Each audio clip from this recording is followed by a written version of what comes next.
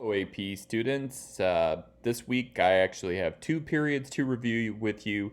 Period 5, which is mostly the Civil War, and Period 6, which is the Gilded Age. I have smushed these two together because I feel like Period 5 is an area we're very strong in. Period 6, maybe not so much. But we need to set that up before we discuss the Progressive Age. So there will be two videos this week. There's still only one review guide. There's still only one DBQ practice. But I combined these two periods for the review this week. Next week, we'll do a period 7, and then we're going to get into some broad reviews, and we'll get closer and closer to test day. So, okay, please email me if you have questions. Good luck. The DBQ this week is rather challenging, but I took it from College Board. I do not think that would be the question that they would ask because it's very specific and it's kind of period 6 heavy. But that way you have some harder content. So rise to the challenge, outline and analyze those documents the best you can. Please let me know if you have questions. So period 5 is basically the Civil War. It starts with causes to the Civil War and ends with the Reconstruction, but it contains the reasons for the Civil War itself, and sort of the immediate after effects of the Civil War. So your key dates start with 1844, which is the start of the Mexican-American War. That led to westward expansion. That would fuel all sorts of debate. And the end keynote is 1877, which is the end of Reconstruction, when Rutherford B. Hayes is elected and troops are pulled from the South in return for that. Other dates of significance: 1848 is the signing of the Treaty of Guadalupe Hidalgo. 1849 is when gold is discovered in California, driving people west. 1850 was a huge year of compromise, where you have California as a free state, but you also have the Fugitive Slave Act. You have a number of events between that and 1860, which is when Abraham Lincoln is elected, causing the first wave of secession. Then 1861 to 1865 are the years of the war itself. 1877 obviously being the election of Rutherford B. Hayes. All right, so the first concept of period 5 is that manifest destiny gets realized in this time period. This is a little bit of backtrack from last period where we started to talk about manifest destiny, but in this era it is completed. So terms to associate with manifest destiny would be the Treaty of Guadalupe Hidalgo. Also keep in mind why people were moving west. For some, it was a religious refuge, like for the Mormons. Others were inspired by very affordable farmland out west, such as the Homestead Act, which was passed during the Civil War, which was giving land away for basically free as long as people worked it.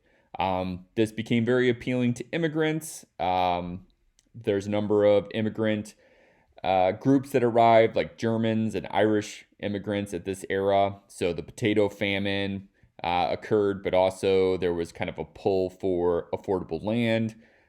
In Germany, they had undergone a sort of civil war of their own in 48, so there were a number of German immigrants. So pre-Civil War, when we think of immigrants coming in, they were we think more of Irish and German immigrants. There was, of course, also a bit of nativist reaction against this. The Know Nothing Party. You start to see some of the anti-Catholic ideas like Nina coming about.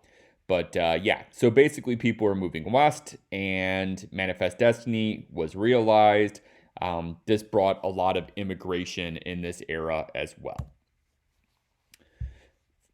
Key concept 5.2 is absolutely huge. I feel like this is a whole unit into itself, but this is why the Civil War happened.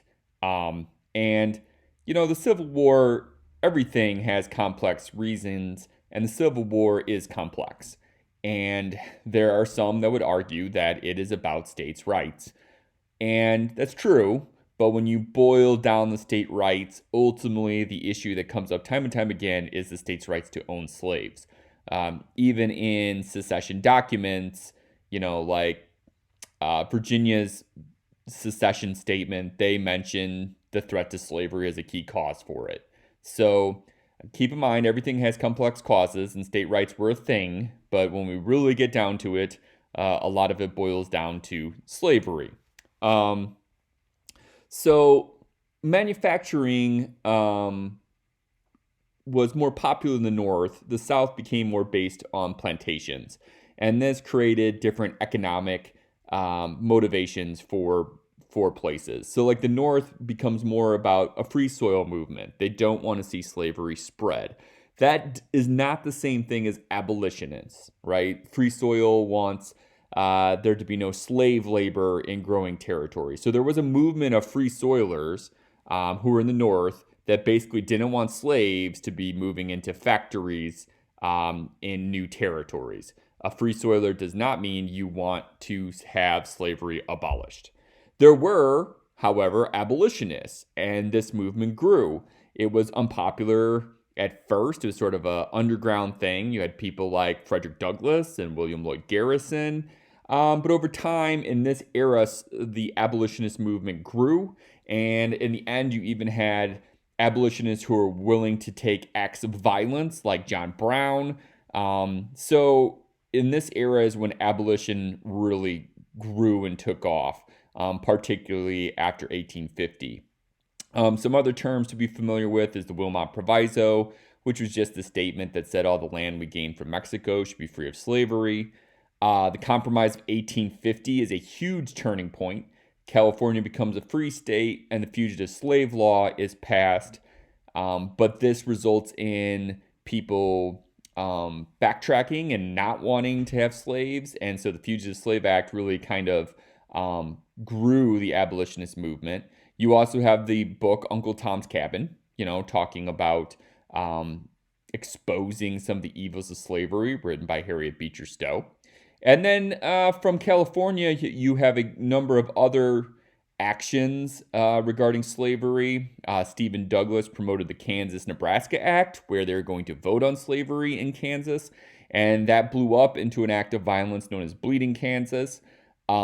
You had the landmark decision of Dred Scott that said slaves are property and can travel with their owners, which is really the courts throwing a whole, problem into this. And then in 1860, when Lincoln is elected without a single southern state voting for him, this led to the secession of some of the southern states, South Carolina and this first wave of southern states. So this is a huge thing, but westward expansion and the debates over whether or not slavery should spread was a key conflict that would ultimately lead to the Civil War. So the next concept is, well, why did the North win? And I have the meme here of, Grant and Sherman versus the proud sons of the South and the two crazy boys winning. But really, the victory of the Union was caused by industry. They simply had more resources, more factories, more infrastructure, and were able to overcome what were arguably better battlefield leaders like Lee. So terms that associate with industry would be the expansion of the railroads, the use of the telegram. There was conscription on both sides, but the North had superior population. And also, we can't discredit the tactics of total war, which were utilized against the South to further limit their resources. So like William T. Sherman's march across Georgia and the burning of Atlanta, the Anaconda Plan by General Winfield Scott, which I should have added to this list of terms. But basically, the North won in a resource war. And we can also, to some extent, credit Lincoln with some of their victory. For example, the Emancipation Proclamation, which was not the end of slavery, was a decision to limit the South's supplies. By issuing the Emancipation Proclamation, it kept foreign powers out of the war. It created issues for the South as slaves may try to flee and create disruption. It also led to many freed blacks joining the Union Army. So the Emancipation Proclamation was really a war effort.